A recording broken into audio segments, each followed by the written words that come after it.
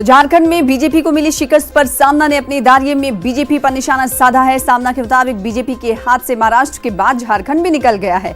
हालांकि पार्टी ने तशहीरी मुहिम के दौरान अपनी सारी ताकत झोंक दी थी, लेकिन झारखंड के अवाम ने इन्हें मुस्तरद कर दिया। सामना के मुताबिक कांग्रेस मुक्त भारत का नारा लगाने वाली बीजेपी हालिया कुछ अरसों में कई रियासतों को गंवा चुकी है।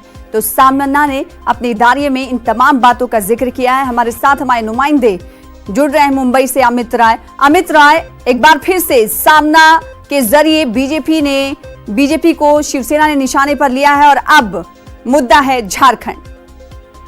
देखिए, निश्चित तौर पर सामना में साफ तौर पर लिखा गया है कि पहले महाराष्ट्र, राजस्थान, मध्य प्रदेश गंवाया, अब झारखंड भी गंवा दिया। तो कहीं न कहीं बीजेपी की जो प्रदेशों में संख्या है सत्ता की, वो लगातार कम होती जा रही है।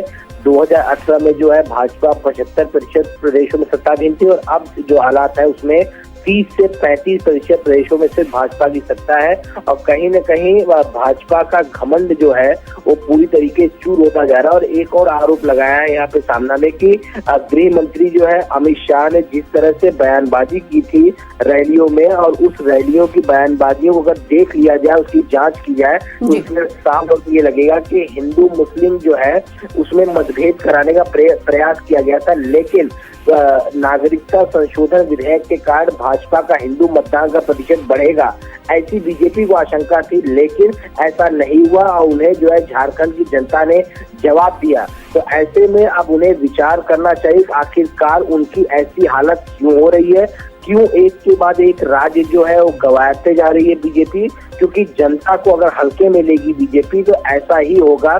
इस तरह के कई सारे आरोप जो है सामना में शिवसेना द्वारा जो है लगाया गया बीजेपी पर। उन्होंने साफ तौर पे ये भी कहा है कि प्रधानमंत्री समेत गृह मंत्री और पूरे केंद्रीय मंत्रिमंडल को झोंक दिया गया था झारखंड में चुनाव प्रचार के लिए। लेकिन स्थिति साफ है। ऐसे में अगर बीजेपी अब पर भी नहीं सुधरी और उन्होंने जो एक के बाद एक गलत फैसले लिए उस पर उन्होंने विचार नहीं किया, तो शायद आने वाले चुनाव में भी बीजेपी का यही हाल हो सकता है। तो शिवसेना ने साफ तौर पे बीजेपी पे निशाना साधा है जी। और शिवसेना की तरफ से हम देखते हैं कि अपना अंदाज उनका होता है सामना के जरिए बीजेपी पर निशाना साधने का, और इस बार गलत पॉलिसियों को भी निशाना बनाया गया जिस तरह से हर बार बनाया जाता है। इस बार भी बेहद शुक्रिया अमित राय हमारे साथ जुड़ने के लिए, इस हवाले से मजीद बातचीत करने के लिए। फिलहाल